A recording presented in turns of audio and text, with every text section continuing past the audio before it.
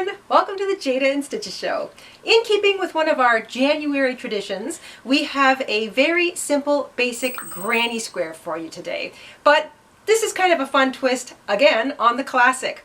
It's got a center that is round and open. So it's a little bit of open work. It kind of almost looks like a wheel or a ship's wheel or a wagon wheel. And then there's just 2 rows of your regular granny shell stitch on top of that. This works out to be a 5-inch or 12.5 centimeter square granny square. And it takes 18 yards or less of whatever scrap yarn you've got lying around. So we heard a lot of you wanted to do big scrap busting projects this year, and granny squares are one of my favorite ways to use up yarn. And if you've got a lot of little tiny bits, this is the granny square project for you. You can just make up a whole pile of these things. You can make them bigger if you want. You can just keep repeating that shell stitch row like a typical granny and make them larger, or you can just make up a whole bunch of 5-inch grannies and then sort of stitch them into something later on, like scarves or purses or even sweaters. Anything your little heart desires. They're a great little scrap buster. So let's grab our hooks, grab our yarn, we'll head on over to the craft table and we'll stitch up an 18-yard granny square together.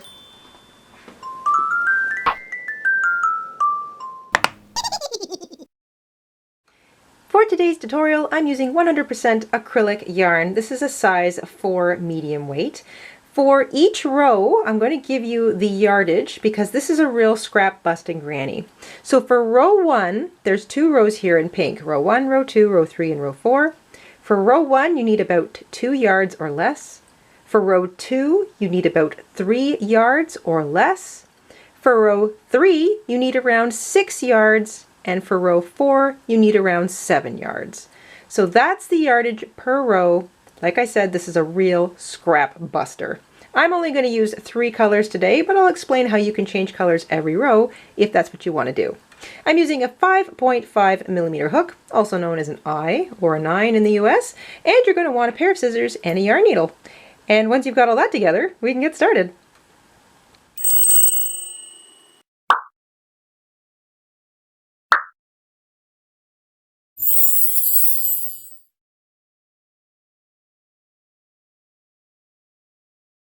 We're going to begin with a cinch circle.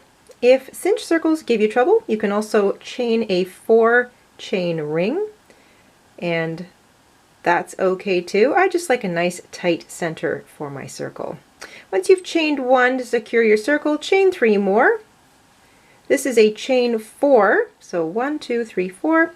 4 chains counts as a double crochet. Chain 1 for round 1. We are going to double crochet into our circle and chain 1,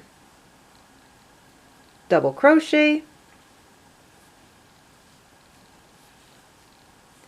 chain 1, double crochet,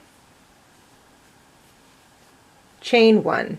You're going to double crochet, chain 1 4 more times into your circle.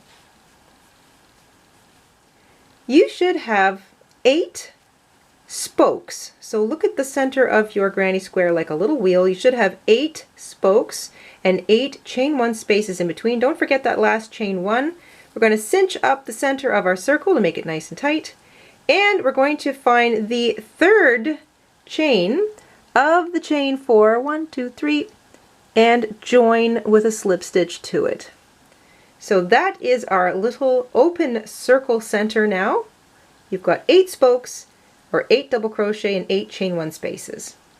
For row 2, if you wanted to fasten off and change colors, you would just fasten off and pull your yarn through your loop to make it nice and tight, and join your yarn in a chain 1 space. Any chain 1 space will do, with a slip stitch. So that's if you're changing color. If you're not changing color, you're just going to slip stitch into the next chain 1 space. So all of us are starting in a chain 1 space. And row 2 begins with a chain 3. The chain 3 counts as a double crochet. Into the same space, we're going to double crochet. Then we will chain 1. Into the next chain 1 space, I'm just working over my short tail, but you can leave it out and weave it in later. You're going to work 2 double crochet,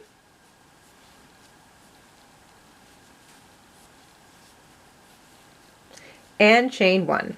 And that's what you're going to do in every chain 1 space all the way around. 2 double crochet,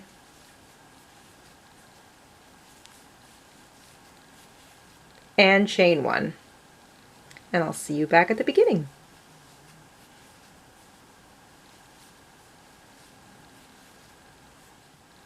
Once you've worked 2 double crochet, chain 1 into each of those chain 1 spaces from the first row, don't forget your last chain 1. You're going to find the top of the chain 3 that began, and you're going to slip stitch to join at the top.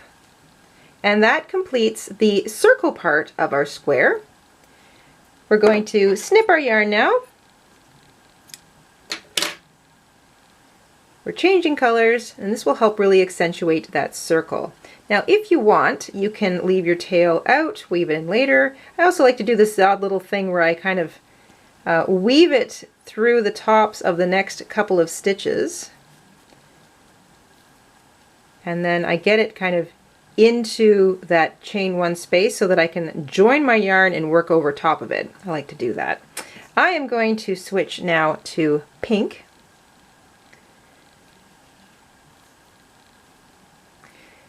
We're going to start with a slip knot. We're going to join our yarn with a slip stitch in any chain 1 space, but I'm going to use this one so I can work over top of that little tail to continue. So join with a slip stitch. I'm going to work over top of both those tails. Of course, you want to check afterwards that you might have little tails left over. You can weave them in later. That's just a finishing touch. We are going to begin row 3 with a chain 3. This chain 3 counts as a double crochet, and into that same space we're going to work 2 more double crochet stitches. Once you've got 3 double crochet in that space, we're going to chain 2, and this is going to be a corner. So before we leave this space, this little space here, we're going to work 3 more double crochet into it. So we are starting by creating our first corner, and this is how we square up the circle. So just to recap, we joined with a slip stitch and chained 3. That chain 3 counts as a double crochet. Here it is here. 2 more double crochet stitches, chain 2, 3 double crochet stitches, all worked into that same space, chain 1 before we leave. It's going to make a nice little spacer. I'm going to weave my tails in later. Next chain 1 space, we're going to work 3 double crochets. So 3 double crochets equals a shell, and now this is going to start looking like a classic granny square. 3 double crochets is 1 shell, chain 1, that gives you just a little bit of breathing space to jump over to the next chain 1 space, and this is going to be a corner. 3 double crochet,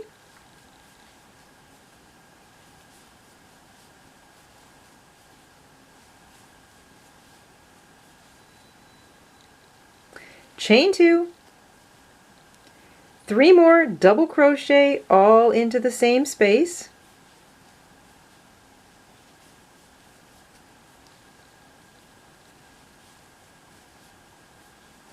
and chain 1. So before you leave, always chain 1. It gives you a little bit of breathing space. And there we go. Corner number 1, a shell in the middle, corner number 2. So you'll have 3 shells running across each side of your square by the time we get to the end of row 3. Always chain 1 before you leave. We're working 3 double crochet into the next space.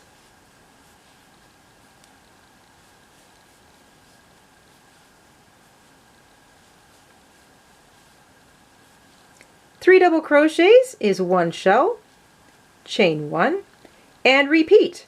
Shell, chain 2, shell, chain 1, shell, chain 1, shell, chain 2, shell, chain 1, shell, chain 1, or 3 double crochet,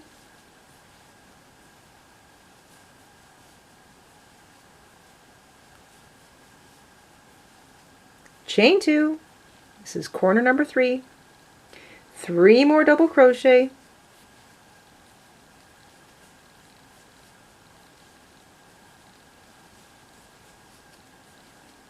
and a chain 1.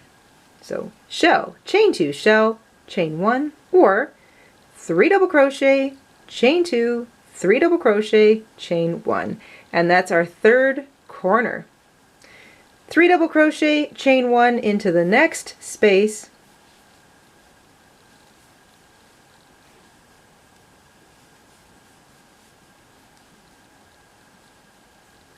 3 double crochet, chain 1, and you've got one more corner and one more single shell to do.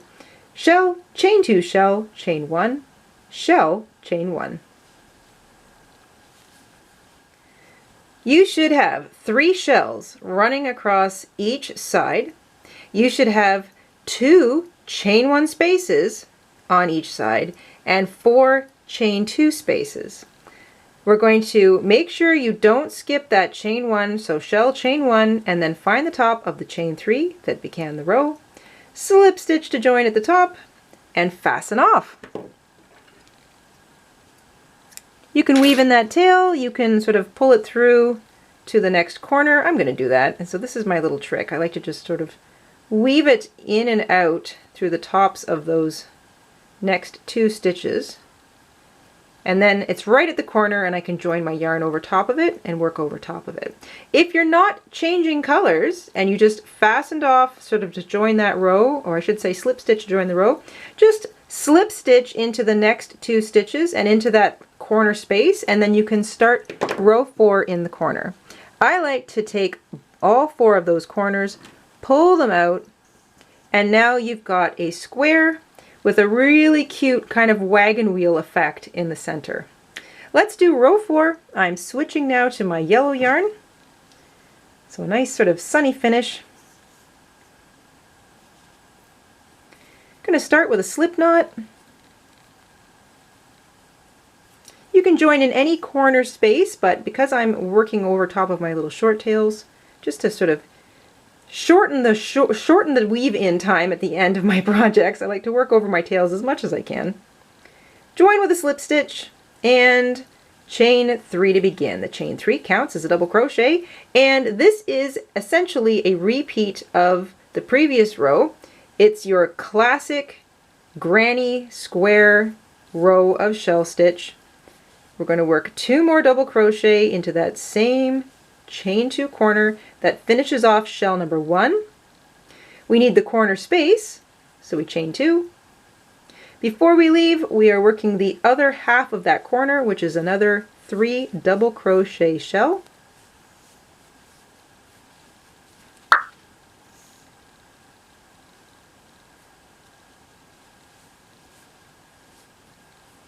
Oops.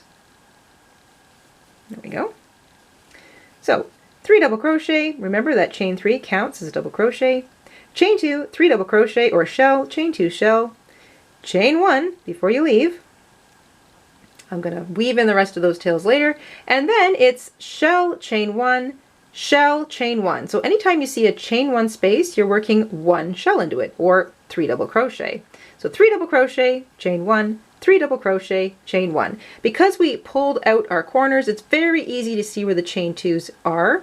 If you have trouble seeing your corners, because maybe you have tight tension or you're new to granny squares, it is really helpful to mark those corners with little stitch markers or clips or even a little scrap piece of yarn. You just sort of run it through the corner. That way when you know when you get up to it, you have to work shell, chain 2, shell, chain 1, or 3 double crochet, chain 2, 3 double crochet, chain 1. So I'll just get you over there.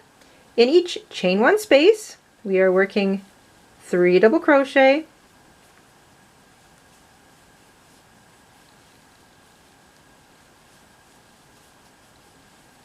and before you leave, chain 1. That's your little spacer, sets you up for the next row if you were going to add another row to this, or it just gives you a little bit of breathing room to get to the next space. 3 double crochet, chain 1. So each of those chain 1 spaces gets a shell and a chain 1. That brings us over to a corner. You can tell it's a corner because it's a chain 2 space. It sits between those 2 corner shells. And into that corner you work 3 double crochet,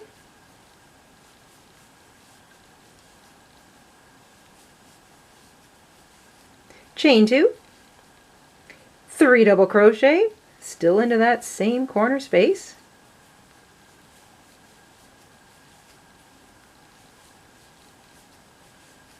and a chain 1 before you leave. And then it's a repeat.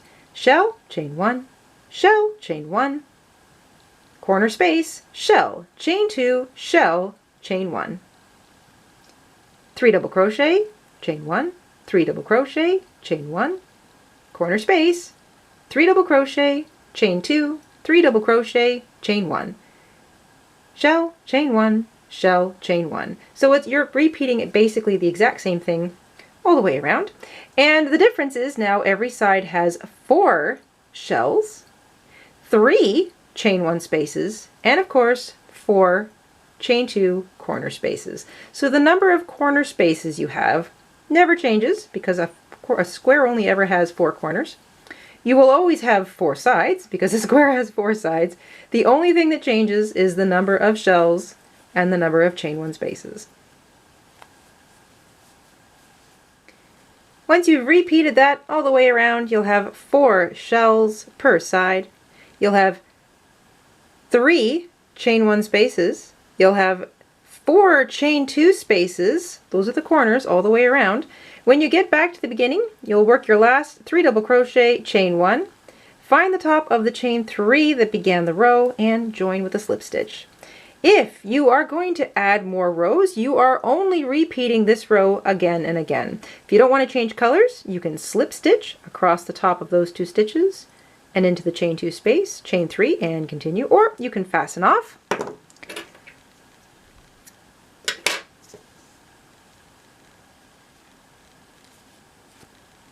And you could join another color or some variegated, whatever you want. I recommend joining in a chain 2 corner space, chain 3 counts as a double crochet, finish the shell with 2 double crochet, so chain 3, 2 double crochet, chain 2, 3 double crochet, chain 1, and it's the exact same thing. So every chain 2 corner gets 3 double crochet, chain 2, 3 double crochet, chain 1.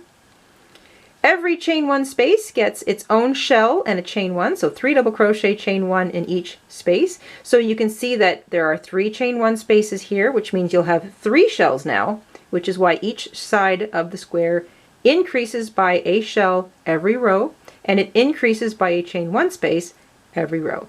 When you get to the corner, it's the same thing. 3 double crochet, chain 2, 3 double crochet, chain 1.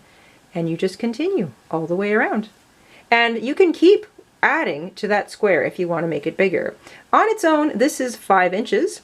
If you add another row, it will be roughly 6 inches, another row 7 inches, and so on.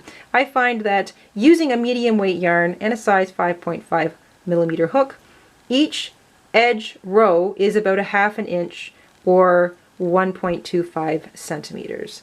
And then of course you're going to be adding that to both sides. That's how you get 1 full inch per side. And of course it's a square, so it's always going to be the same size, no matter which way you measure it. Another thing I love about these little tiny scrap busting projects is that they're so fast. So if you've got sort of an itch to do a little crochet and you don't really want to commit to a big project and you kind of are just looking at that pile of scraps, whip up a few granny squares. They look good in just about any color combination you could possibly think of. And if you put enough of them together into, say, a really big blanket, all of those colors just ends up looking like a garden. I love it.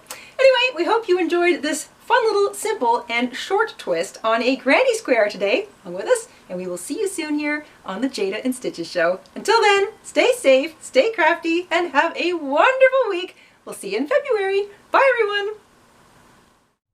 Hi everybody, Mr. InStitches here. Thank you for watching today. Here are some of our other videos you might be interested in. Oh, and don't forget to subscribe.